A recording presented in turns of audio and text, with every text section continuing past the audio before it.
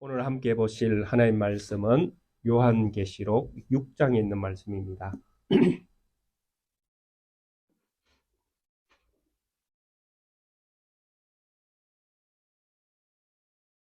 신약 성경 가장 뒤쪽에 있는 요한계시록 6장에 있는 말씀입니다. 함께 한 목소리로 합독하겠습니다. 내가 보매 어린 양이 7인 중에 하나를 떼시는데 그때 내가 들으니 네 생물 중의 하나가 우레소리같이 말하며 오라 하기로 이에 내가 보니 흰말이 있는데 그 탄자가 활을 가졌고 면류관을 받고 나아가서 이기고 또 이기려고 하더라. 둘째 인을 떼실 때에 내가 들으니 둘째 생물이 말하되 오라 하니 이에 다른 붉은 말이 나오더라. 그 탄자가 허락을 받아 땅에서 화평을 제하여 버리며 서로 죽이게 하고 또 큰 칼을 받았더라. 셋째 인을 떼실 때에 내가 들으니 셋째 생물이 말하되 오라 하기로 내가 보니 검은 말이 나오는데 그 탄자 손에 저울을 가졌더라.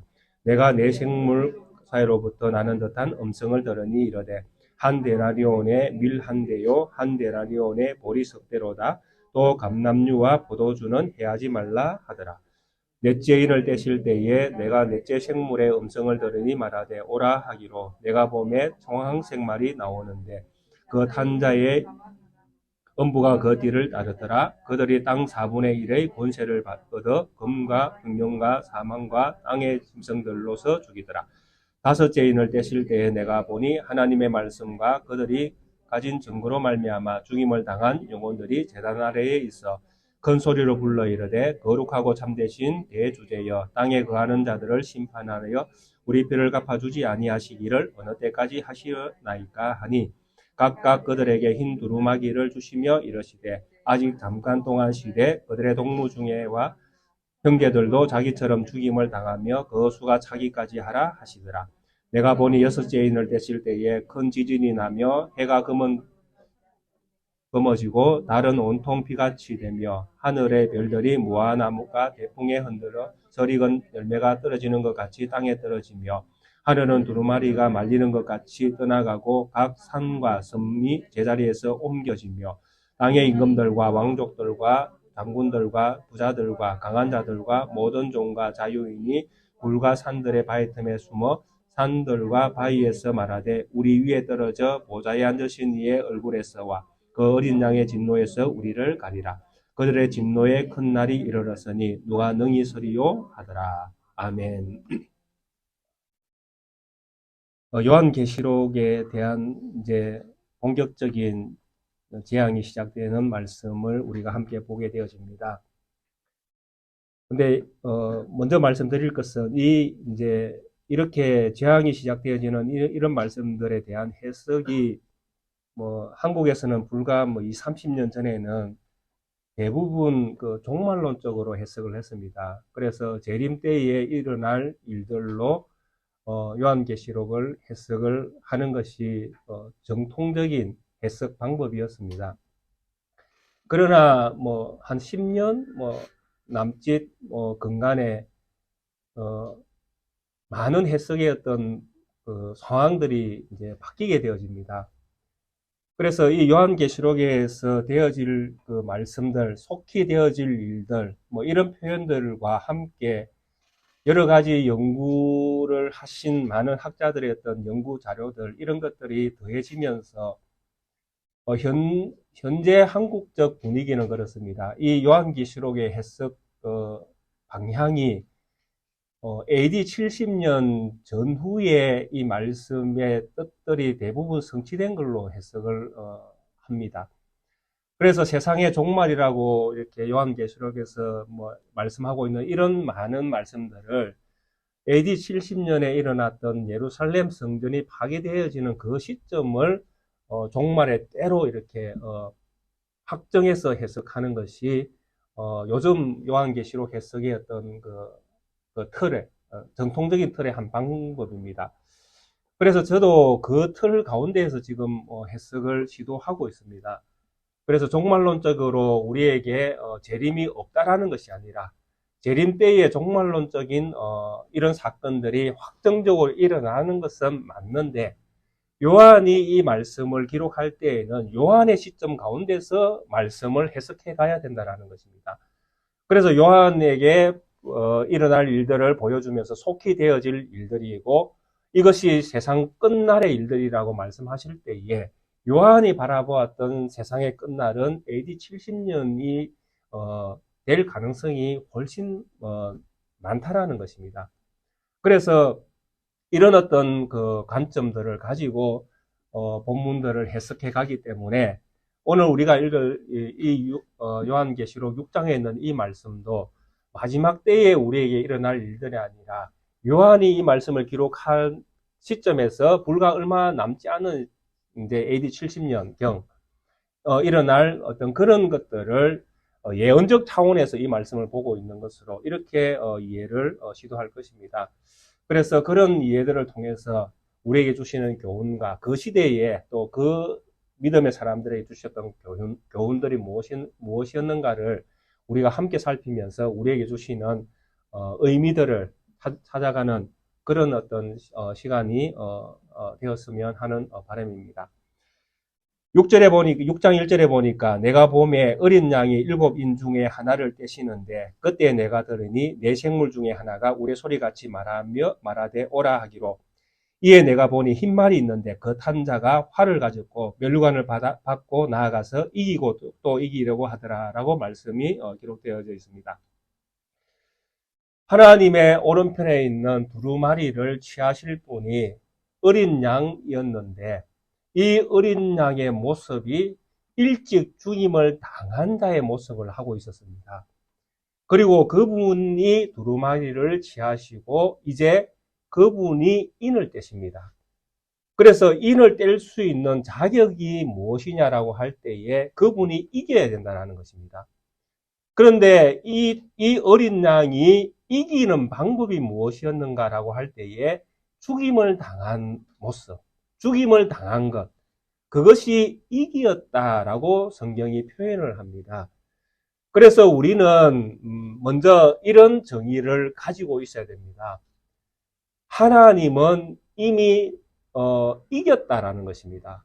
그런데 언제부터 이기셨는가? 원래 하나님은 이기시는 분이지만은 역사적으로 구원의 어떤 역사 안에서 하나님이 결정적으로 세상의 모든 그 대적들을 박살내고 이기시는 그 사건이 무엇이냐니까 예수님이 십자가를 지는 사건이었다라는 것입니다. 그래서 예수님이 십자가를 지는 그 사건을 우리는 바라볼 때에 믿음으로 이기는 사건으로 바라봐야 된다는 것입니다.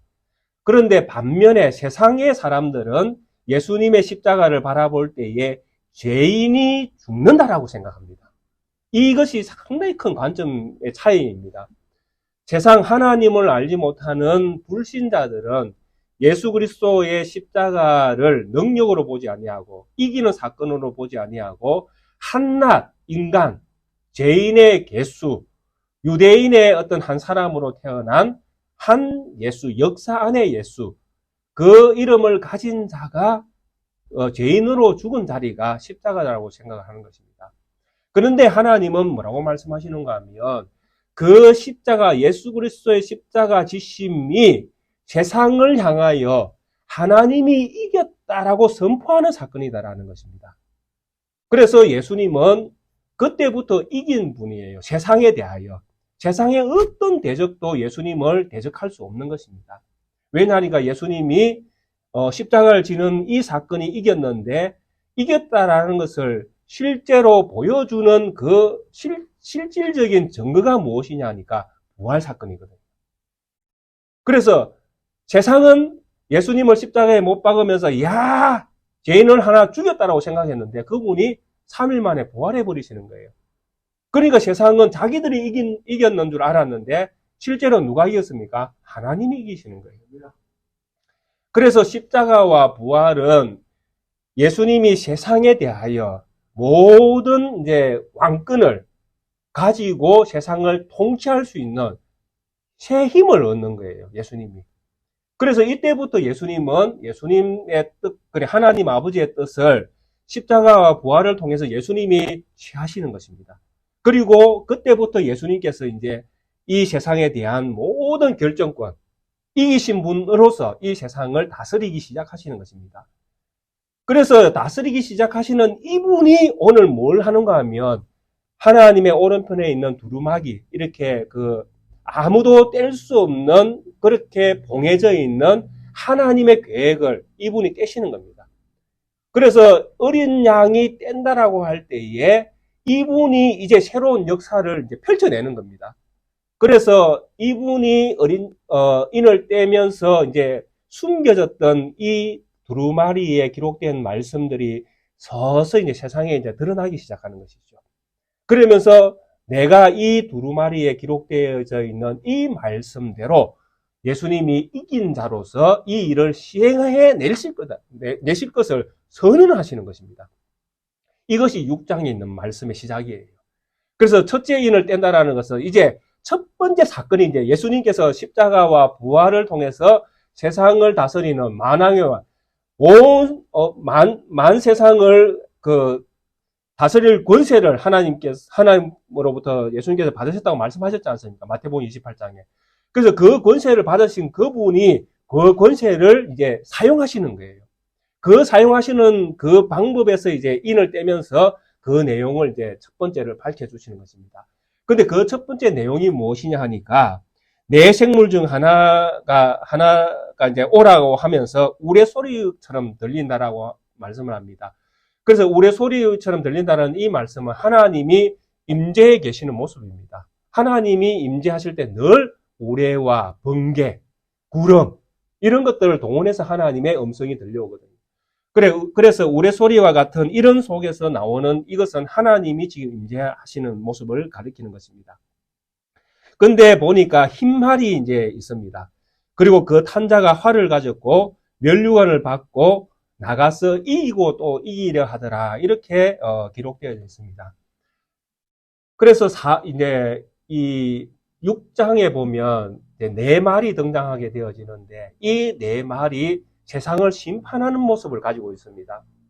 그래서 흰 말을 탄 자가 면류관을 가졌고 활을 가졌고 이기려 하더라라는 이 말씀도 심판하는 자로서 이렇게 심판의 어떤 행위자로서 이렇게 이제 해석을 하기를 이제 원하는데 그게 뒤에 있는 다른 말들과 이제 똑같은 어떤 입장에서 이 말씀을 이해하려고 하는 것입니다. 그렇게 하다 보니까 이 흰 말을 탄 자가 도대체 누구냐라고 이제 하는 이 부분이 이제 핵심이 되어지는 것입니다. 이 부분을 누구로 볼 것인가? 그래서 정통적으로 AD 70년 이전에 이제 말씀을 가지고 해석했던 사람들의 대부분 이제 이 해석 그리고 전천전설을 믿는 세대주의 입장에 있는 사람들 이런 사람들은 이 흰말을 탄 사람을 적 그리스도로 봅니다. 나쁜 이제 심판하는 일이니까 나쁜 쪽에서 이제 해석을 하는 것이죠.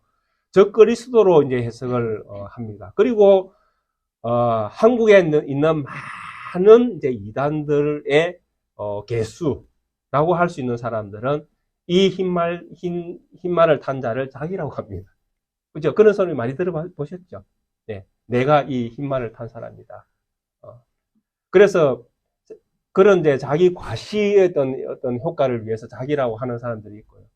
그리고 또 이 흰말을 탄 자에 대하여 로마가 유대를 침공할 때에 로마의 장군으로 보는 견해도 있습니다.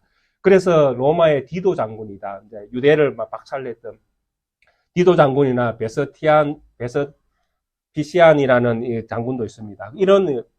이런 장군들이 로마의 흰말을 탄 로마의 장수로서 로마의 장군들이었다라고 그렇게 해석을 시도를 합니다. 왜냐하니까 이 흰말을 탄 자가 성리자의 어떤 모습을 가지고 있고 또 이런 성리자의 모습이 이제 심판의 어떤 성격을 가지고 있으니까 유대 이스라엘을 침공했던 그러니까 에스겔이나 이런 데 보면 똑같은 말씀 이와 같은 유사한 말씀 속에서 바벨론이 이스라엘을 침공할 때의 대장들을 묘사하는 이런 부분들이 있으니까 뭐 그렇게 연결시켜서 해석을 시도를 하는 것입니다.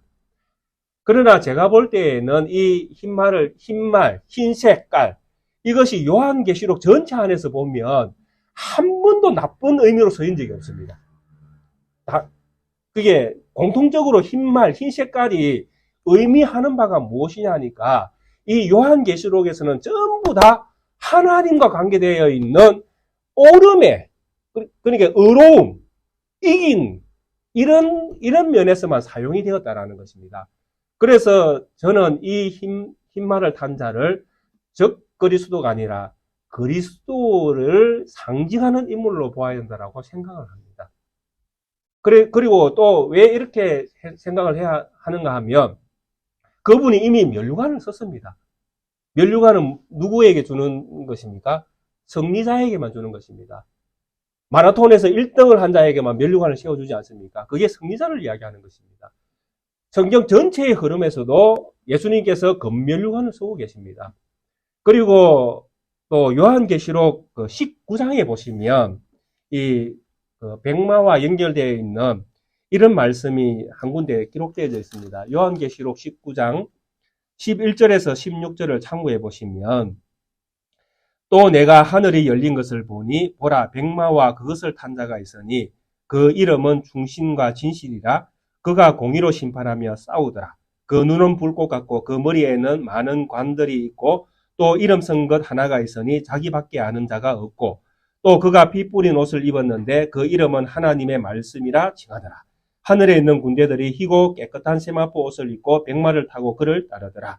그의 입에서 예리한 금이 나오니 그것으로 만국을 치겠고 친히 그들을 철장으로 다스리며 또 친히 하나님 곧 전능하신 이의 맹렬한 진노의 포도주 틀을 밟겠고 그 옷과 그 다리에 이름을 쓴 것이 있으니 만왕의 왕이요 만주의 주라 하더라. 이 요한계시록 19장에 결정적으로 백마 탄 자가 있는데 이 사람을 만왕의 왕 만주의 주로 묘사를 하고 있습니다.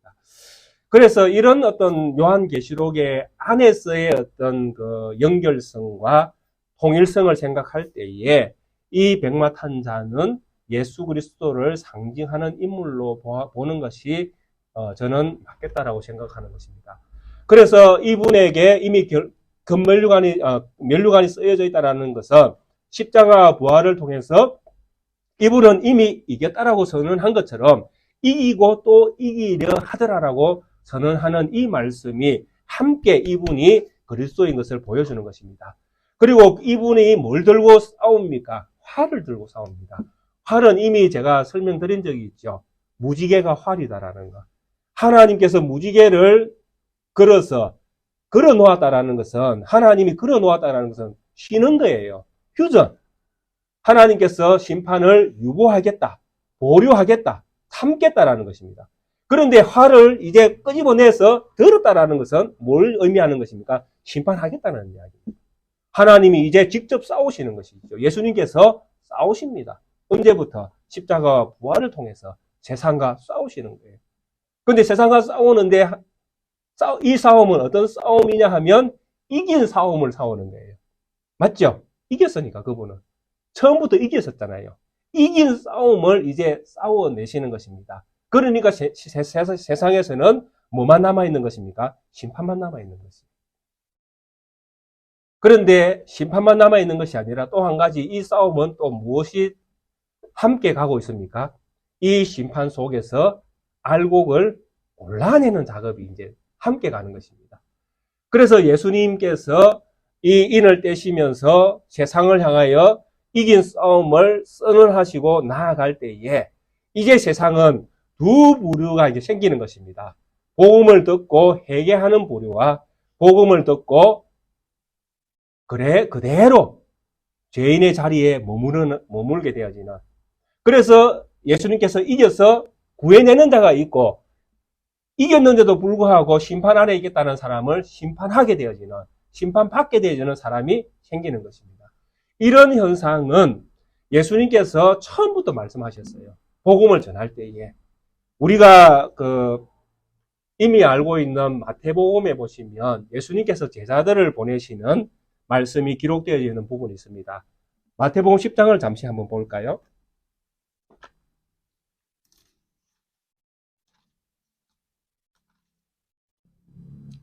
마태복음 10장 3절부터 조금 보시면 예수님께서 사도들을 이제 12사도를 뽑으시고 이들을 세상 가운데로 보내시는 말씀이 여기 나옵니다. 원래 2절부터 이제 보면 12사도의 이름이 이제 기록되어 있습니다. 베드로 하는 시몬을 비롯하여 그의 형제 안드레, 세베대의 아들 야고보, 그의 형제 요한, 빌립, 바돌로메, 도마, 세리마테, 알페의 아들 야고보와 다데오, 가나나인 시몬, 가론 유다 곧 예수를 판 자라. 예수께서 이 12를 보내며 명하여 이르시되 이방인의 길로도 가지 말고 사마리아인의 고을에도 들어가지 말고 오히려 이스라엘 집에 잃어버린 양에게로 가라. 가면서 전파하여 말하되 천국이 가까이 왔다 하고 병든 자를 고치며 죽은 자를 살리며 나병한 자를 깨끗하게 하며 귀신을 쫓아내며 너희가 거저 받았으니 거저 주라. 너희 전대에 금이나 은이나 동을 가지지 말고 여행을 위하여 배낭이나 두벌 옷이나 신이나 지팡이를 가지지 말라. 이는 일꾼이 자기의 먹을 것 받는 것이 마땅함이라. 어떤 성이나 마을에 들어가든지 그 중에 합당한 자를 찾아내어 너희가 떠나기까지 거기 머물라. 또 그 집에 들어가면서 평안하기를 빌라. 그 집이 이에 합당하면 너희 빈 평안이 거기 임할 것이요. 만일 합당하지 아니하면 그 평안이 너희에게 돌아올 것이니라. 누구든지 너희를 영접하지도 아니하고 너희 말을 듣지도 아니하거든 그 집이나 성에서 나가 너희 발에 먼지를 털어버리라. 내가 진실로 너희에게 이르노니 심판날에 소돔과 고모라 땅이 그 성보다 견디기 쉬우리라. 이 말씀이 복음 전파할 때 일어나는 말씀을 미리 예언하신 말씀이에요. 복음을 전파할 때 하면서 제자들이 가서 사도들이 가서 어느 집에 들어가면서 뭘 선언하라? 평안을 선언하라.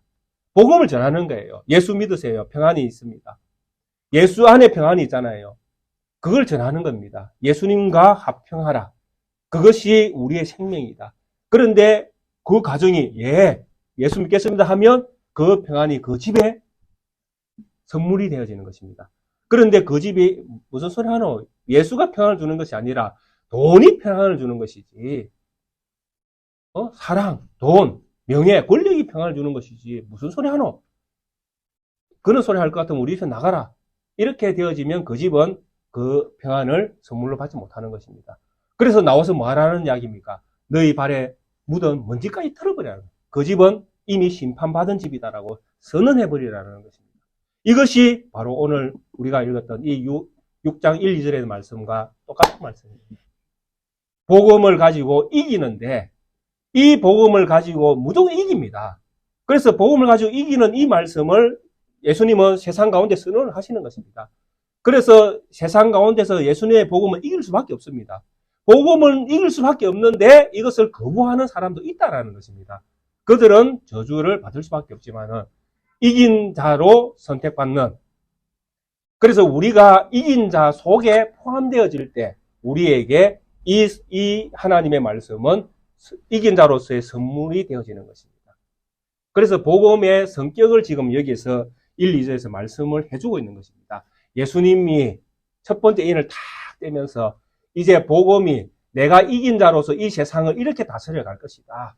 그래서 내가 이긴 자로서 복음을 세상 가운데 탁 던져서 이 복음을 가지고 나가는 나의 제자들을 통해서 이 세상은 이제 이긴 나의 어떤 무기를 가지고 내가 세상으로 이들을 보내는데 이 세상 속에서 때로는 이런 현상들이 일어난다는 것입니다. 이긴 자에게 속함을 받는 자와 이긴 자를 거부하는 이런 세상이 생긴다는 것입니다.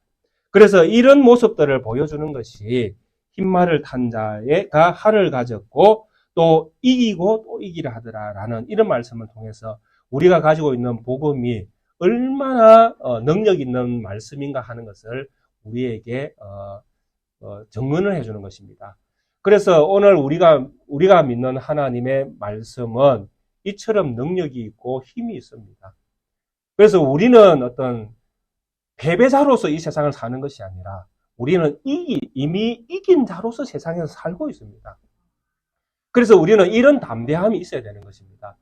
비록 우리가 가진 것이 세상 사람들만큼 많이 가지지 못했다 할지라도 우리가 가지고 있는 이 복음은 그것과 비교할 수 없는 능력과 힘이 있음을 우리가 믿어야 된다는 것입니다. 그래서 이 믿음으로 우리가 살아갈 때에 우리는 담대해질 수 있고 또 복음의 비밀을 알고자 하는 자에게 담대하게 비밀을 말할 수 있게 되어지는 것입니다. 만약에 우리가 가진 복음을 너무나 하찮게 생각하고 이거 가지고 뭐 하겠노?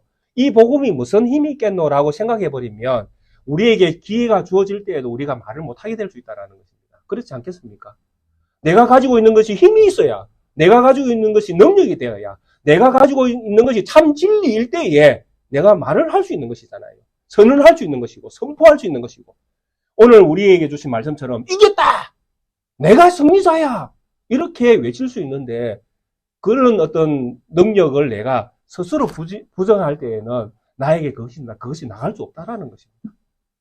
그런데 감사하게도 하나님은 우리에게 이미 이런 능력의 말씀과 또 그 말씀을 선언할 수 있는, 선포할 수 있는 믿음을 주셨습니다.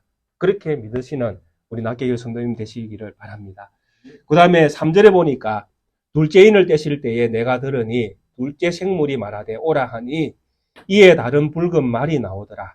그 탐자가 허락을 받고 땅에서 화평을 제하여 버리며 서로 죽이게 하고 또 큰 칼을 받았더라 라고 말씀합니다. 이 3절에 있는 3, 4절에 있는 이 말씀을 AD 66년부터 70년 사이에 유대와 로마의 전쟁 가운데에 일어났던 현상으로 이해를 합니다. 그래서 유대가 이제 그 예루살렘이 다 포위를 당하고 나니까 실제로 이 고립되어 있는 사람들이 사실은 문제가 생길 수밖에 없습니다. 왜냐하면 살 수 있는 방법이 그 안에서 강구해야 되거든요. 그래서 유세푸스라는 그 역사학자가 쓴 책이나든지 이런 데 보면 AD 66년부터 70년 사이에 예루살렘 성전 안 그 포위되었던 그 안에서 일어났던 실상에 대해서 엄청나게 증언을 합니다. 그 내용에 보면 이제 이스라엘이 함락될 수도 있잖아요. 로마가 이제 포위하고 있으니까 로마에게 함락이 될 수 있는 가능성이 억수로 많은 거예요. 지금 러시아가 우크라이나를 완전히 포위해서 막 집어삼키려고 하는 것처럼 포위당한 자는 사실 엄청나게 위기를 느낄 수밖에 없거든요.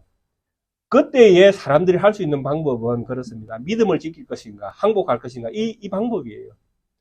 그래서 유대 안에 이렇게 포위되어 있던 이 지역 안에, 예루살렘 성전 안에서 어떤 일이 일어났는가 하면 어떤 사람들은 이제 그 함락될 것을 예상을 하는 거예요. 자기들이 질 것을 예상을 하는 것입니다. 그럼 질 때에는 누구 편에 서는 것이 이제 유리합니까? 로마 편에 서는 것이 유리하죠. 질 때에. 그래서 그 안에서 어떤 일이 일어나는가 하면 동족을 죽이고 심지어 자기의 자녀와 형제, 자매, 가족을 죽이는 일들이 다반사하게 일어났다는 것입니다. 왜 그런 현상이 일어났는가 하면 로마에게 함락되었을 때에 나는 우리 가족도 버린 사람이다라는 그 우월성이 이제 로마에게 유리한 일을 했다라고 이제 인정이 되는 거예요. 그런 것들을 받기 위해서 이 예루살렘 성전 안에서 피해 전쟁이 일어나는 것입니다. 서로 누가 누구를 죽입니까? 동족이 동족을, 형제가 형제를 죽이는 것입니다. 성경에 있는 말씀 그대로입니다. 그래서 오늘 우리가 읽었던 이 4절에 보면 화평을 제하여 버리며 라는 말씀이 있잖아요. 이 말씀이 어떤 말씀이냐 하면 하나님에 의해서 허락된 화평을 제하는 것을 이야기합니다. 이 히브리어 원문 자체가 신적 수동태거든요. 신에 의해서 허락된 일이라는 것입니다. 하나님이 예루살렘 성전이 그렇게 망하도록 허락하셨다라는 것입니다. 근데 그때 하나님이 무엇을 그 가운데 없애버립니까? 화평을 없애버립니다. 화평은 언제 사용되는 단어냐 하면 같은 형제, 자매, 민족, 혈연들이 함께 공동체를 이루는 그런 집단 속에서 이런 이야기들을 할 수 있는 것입니다. 그러니까 그리고 화평, 서로 사이가 좋을 때에 이런 말을 할 수 있는 게 화평이거든요. 근데 서로 좋은 사이였는데 뭘 없애버립니까? 그 가운데에 화평을 없애버립니다. 방금 제가 말씀드렸던 것처럼 로마의 신봉하고 로마가 예루살렘을 점령할 때에 로마로부터 더 좋은 점수를 받기 위해서 형제와 자매와 자녀를 죽이는 일까지 벌어지는. 그래서 자녀를 죽인 정도가 아닙니다. 왜냐하니까 포위되어 있다고 말씀드렸잖아요. 포위되어 있으면 뭐가 부족하겠습니까? 먹는 게 부족합니다. 그래서 심지어 자녀들을 먹기까지 하는. 우리는 이런 전쟁 가운데에 있어 본 경험이 없으니까 경험 계신 분도 있겠지만은 우리는 이런 열악함이 주는 절박함에 대한 어떤 그런 이해가 좀 부족합니다. 하지만 전쟁을 겪어보신 분들은 아실 겁니다. 이런 절박함 때에는 자녀를 먹을 수도 있다라는 것. 그래서 화평이 제하여지고 서로 죽이는 이런 일들을 하는데 이때에 사용되어지는 것이 무엇입니까? 큰 칼입니다. 큰 칼. 그래서 이게 왜 이 AD 70년에 유대와 로마의 전쟁 가운데에서 왜 이런 일들이 일어났다고 자꾸 해석을 하는가 하면 이 큰 칼이 사용되는 도구인데 이 큰 칼이 구약에서 어떤 용도로 쓰였는가 하니까 전부 다 제사 지낼 때에 재물 잡던 칼이에요. 재물 잡던 칼. 그러니까 재물은 어디에서 잡았습니까? 이스라엘 백성들 안에서 하나님께 드리기 위해서 재물을 잡을 때 사용됐던 것이 칼입니다. 그런데 이 칼을 가지고 지금 누구를 죽입니까? 이 칼은 이스라엘 안에서 사용될 수 있는 칼이거든요. 그러니까 동족들의 간의 전쟁으로 볼 수 있는 것입니다. 그러니까 제사 지내던 칼을 가지고 지금 누구를 죽입니까? 형제와 형제를 죽이고 자녀를 죽이고 부모를 죽이는 그런 데 사용되고 있는 것입니다. 왜? 화평이 없어지니까. 화평을 제하여 버리니까. 이것이 예수님께서 정리하시고 세상을 다스려 가시는 예수님의 그 다스림 속에서 이런 현상들이 일어날 수밖에 없는 것입니다. 그런데 이것은 요한계시록에서만 이렇게 말씀하신 것이 아니죠. 그죠? 요한계시록 말고도 이미 예수님께서 이미 이런 말씀들을 많이 해놓으셨지 않습니까? 너희의 원수, 누가 너희의 원수가 될 것이다. 너희 부모, 형제가 너희의 원수가 될 것이다. 복음을 가지고 있을 때에. 특히 예루살렘이라는 이 성전이 포위당할 때에 믿음 안에 있는 형제들과 믿음 바깥에 있는 형제들을 형제라고 할 수도 없는 그런 사람들, 육신, 혈연적인 관계에 있는 사람들 관계 속에서 정말 누가 이길 것인가 치열하게. 근데 사실 이 제사에 사용되었던 이 칼을 들었다고 할 때에 저는 이 심판의 도구가 로마를 기대하는 편에 섰던 사람들이 사용됐던 칼이라고 생각이 되어집니다. 왜냐하면 이런 어떤 어려운 환경 속에서 하나님의 자녀들은 이 상황을 벗어나는 것을 기대하는 것이 아니라 차라리 하나님 신적 수동태니까요. 하나님에 의해서 화평이 제하여진 거거든요. 하나님의 허락하에서. 그렇다면 하나님의 자녀의 순교 또한 하나님의 허락하에서 되어지는 일이 아니겠습니까?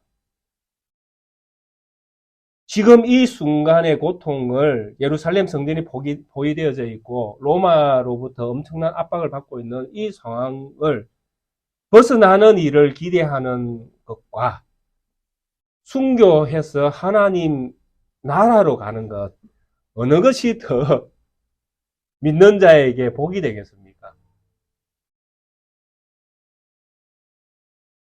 이거는 각자의 믿음에 이렇게 던질 수밖에 없는 질문입니다. 이런 환경에 우리가 놓일 때에 순교의 제물이 될 것인지 아니면 이 환경을 벗어날 국리를 하는 것. 국리라는 게 뭐가 있겠습니까? 여기서는 다른 방법이 없습니다. 로마 편에서는 쓰는 방법 외에는 다른 방법이 없습니다. 함락될 건 뻔하니까요. 이런 어떤 선택의 기로에 우리가 서게 되어질 때에 그때 우리는 믿음을 선언할 수밖에 없는 것입니다. 내 믿음은 이것이다. 그래서 참 하나님의 어떤 인이 이제 어린 양에 의해서 첫 번째 인이 떼어지고 두 번째 인이 떼어질 때에 이 세상에서 일어날 일들이 이제 쫙 펼쳐지는 것입니다. 요한은 그것을 보고 있는 거예요. 야, 이런 세상이 우리에게 다가오고 있구나.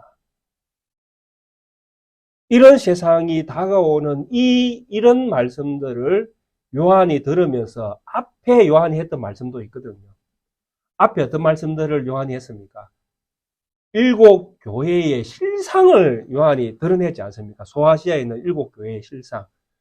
하나님의 복음을 가지고 있는 교회가, 온전한 교회가 뭐 있었습니까? 있긴 있었죠. 근데 대부분 문제를 많이 가지고 있는 교회였잖아요. 일곱 교회 중에 다섯 군데가 문제만이 많이 가지고 있었던 교회잖아요. 이런 교회들의 이런 말씀들을 들을 때에 어떤 생각이 들겠나 하는 것이죠. 궁극적으로.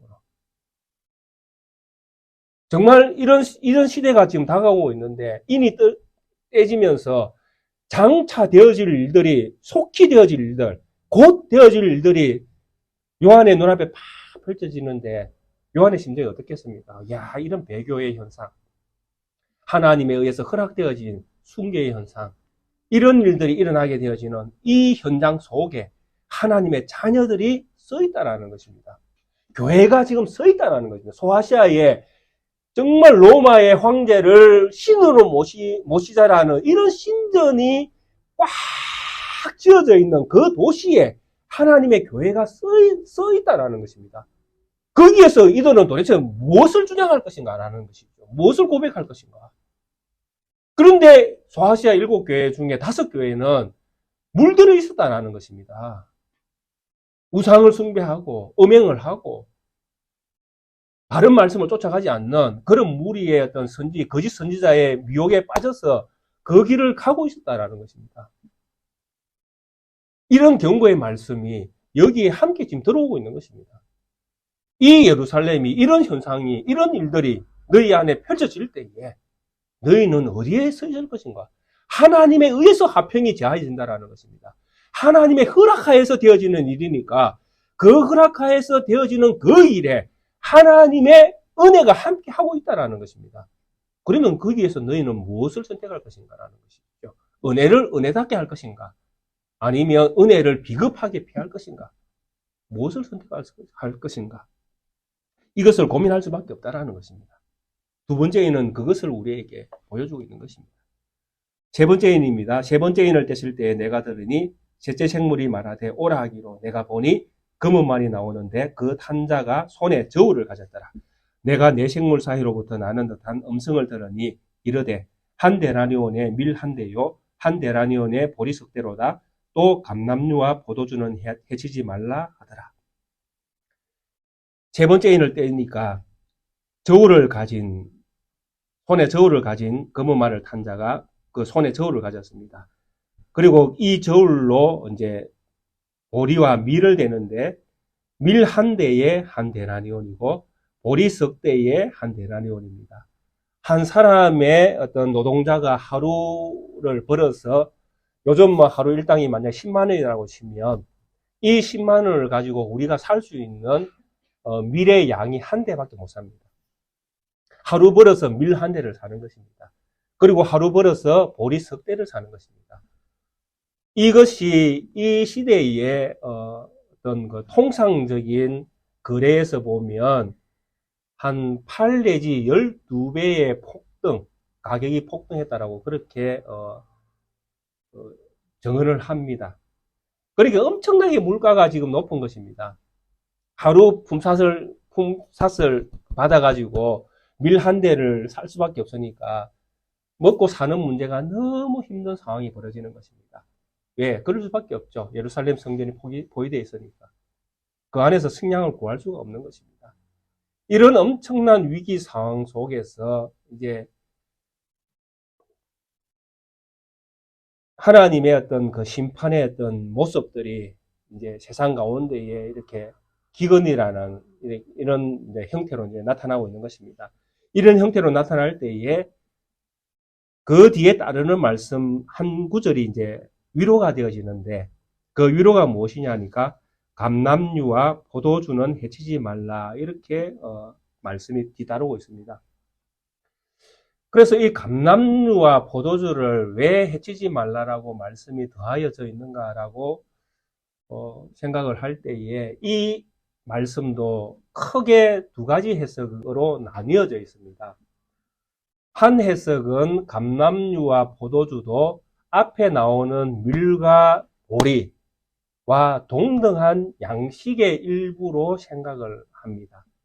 그래서 밀과 감람류와 포도주는 해치지 말라라고 했으니까 어느 정도 밀 한 대를 구하기 위해서 한 데나니온을 사용했고 보리 석 대를 구하기 위해서 한 데나니온을 사용했는데 이렇게 식량에 대한 어려움을 겪고 있는데 감람류와 포도주는 좀 더 넉넉하게 해치지 말라고 했으니까 좀 더 구할 수 있는 어떤 그런 방법에 있어서 좀 쉬웠다라는 것이죠.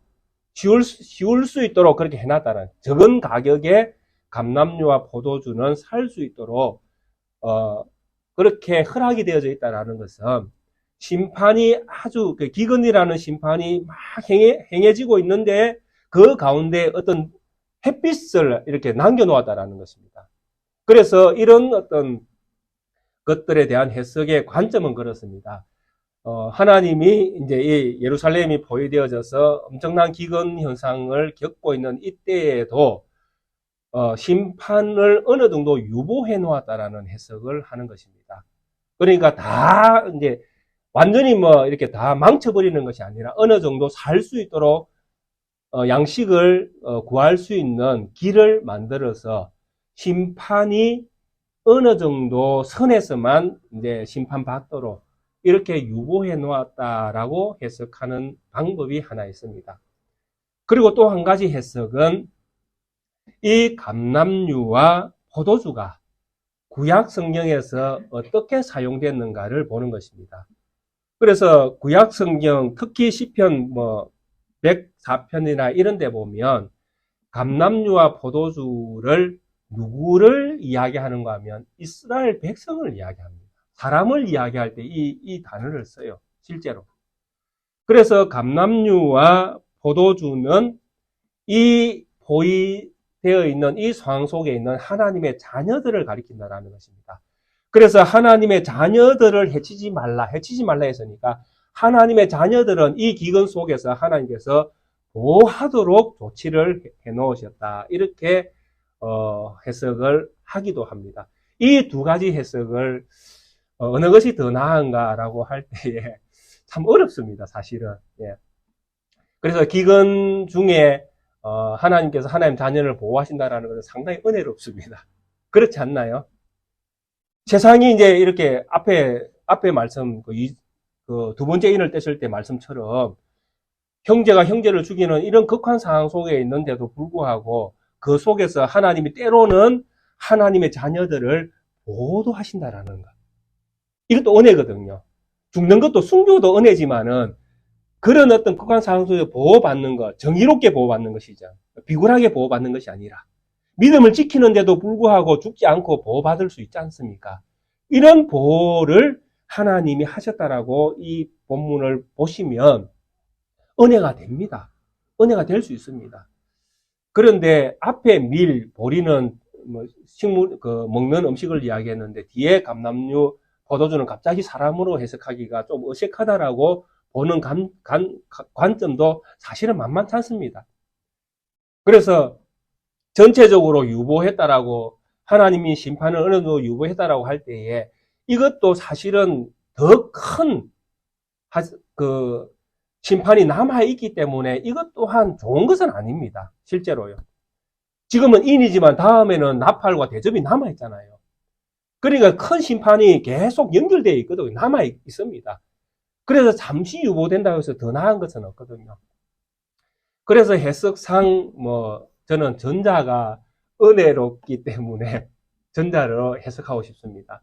하나님께서 기근 속에 있는 하나님의 자녀를 때로는 보호도 하신다는 것. 그래서 이 자녀들을 보호하는 이런 쪽에서 해석할 수 있는 관점은 구약 성경에서 포도주와 감람류를 이스라엘 백성으로 보는, 그렇게 말씀하는 말씀의 구절들이 있기 때문에 그렇게 해석하는 것도 나쁘지 않다라는 생각이 듭니다. 그래서 우리는 그렇습니다. 하나님의 복음이 이 세상 가운데에 나아갈 때에 이 복음은 분명히 양방향으로 갈리게끔 되어져 있습니다. 물론 복음은 이미 승리한 복음입니다. 승리한 복음이지만은 이 승리한 복음을 세상이 다 받을 수는 없다라는 것입니다. 어떤 이는 받기도 하고 어떤 이는 거부하기도 한다라는 것입니다. 그래서 복음이 증거되어지는 이런 복음의 현장 속에서는 언제나 복음을 전하는 자들이 순교의 자리에 설 수밖에 없는 것입니다. 그래서 예수님께서 제자들에게 하셨던 말씀이 그렇지 않습니까? 누구든지 나를 따라오려거든 자기 자신을 부인하고 네 십자가를 지고 나를 쫓아야 되는다. 이것이 복음을 전하는 자가 가야 될 길이다라고 말씀하셨습니다. 그래서 사실 우리가 살고 있는 우리의 현장 가운데에 이런 십자가를 지고 자기 자신을 부인하는 현장이 될 수 있습니다. 안 되는 것이 아니라 될 수 있습니다. 왜? 복음의 성격이 그러니까요. 그래서 제가 지난 주간에 말씀드렸던 부분이 그렇습니다. 그 말씀이 선언되어져야 할 환경을 하나님이 주실 때에는 십자가를 지는 마음으로 선언해야 된다는 것. 그것이 우리가 가야 될 믿음의 길이라는 것입니다. 그래서 이 복음은 이미 승리한 복음이지만은 복음이 갈 때 때로는 방해를 받기도 하고 때로는 거부함을 당하기도 한다는 것입니다. 그러면서도 이 복음은 이긴 자의 복음이기 때문에 끝날에, 그날에는 완전히 승리자의 모습으로 드러나게 될 것입니다. 그리고 이런 복음이 증거되어져 있는 이 예루살렘 성전 속에 있는 그리스도인과 비그리스도인들이 함께 포위되어 있는 이 상황 속에서 하나님은 화평을 제함으로써 어떤 이는 죽게 만드시고 어떤 이는 보호되게 만드셔서 그래도 하나님의 복음이 여전히 그 어려운 환경 속에서도 복음은 살아있게끔 하신다라는 것입니다. 하나님은. 그것이 하나님의 능력입니다. 아무리 세상이 모든 것들을 다 동원해서 하나님을 없애버리려고 해도 하나님을 없애버릴 수가 없다라는 것입니다. 그처럼 하나님의 사람도 없어질 수가 없는 것입니다. 복음은 그렇게 해서 없어지는 성격이 아니기 때문에 그렇습니다. 그래서 하나님은 이런 환경 속에서 때로는 기근을 당하고 때로는 여러 가지 어려운 환경을 만난다 할지라도 하나님은 하나님의 방법으로 하나님의 자녀들을 남기시고 세우시고 이기게 하시고 살리기도 하시고 그래서 그 사람들을 통해서 하나님이 세상의 왕이신 것을 선언하도록 하신다라는 것입니다. 오늘 사랑하는 우리 낙계교회 모든 성도님들은 하나님의 말씀을 받은 자이고 하나님의 말씀을 가진 자이고 그래서 하나님의 능력이 우리 모든 성도님들 속에 있습니다. 이 능력을 가지시고 세상으로 나가십시오. 그리고 평범하게 사십시오. 그러다가 기회가 주어질 때에 순교자의 믿음으로 말씀을 선언하십시오. 그 속에서 이기는 것과 거부하는 것을 여러분들의 눈으로 보게 될 것입니다. 거부해도 감사하면 됩니다. 왜? 나는 믿음을 지켰잖아요. 선언하라고 해서 나는 선언했잖아요. 그때에 마태복음 10장에서 뭐라고 말씀하셨습니까? 그 평안이 너에게 주어질 것이다. 내가 선언해서 어떤 결과가 일어나지 않는다 할지라도 내가 선언한 그 말씀은 누구의 것이 되어진다? 내 것이 되어진다는 거죠. 그것이 성도가 가진 능력이고 성도에게 주신 능력이고 성도가 가야 될 믿음의 길입니다. 이 믿음으로 한 주간 승리하시고 주의 말씀 안에서 믿음을 지켜가는 우리 모든 성도님들 되시길 주의 이름으로 축원드리겠습니다. 함께 찬송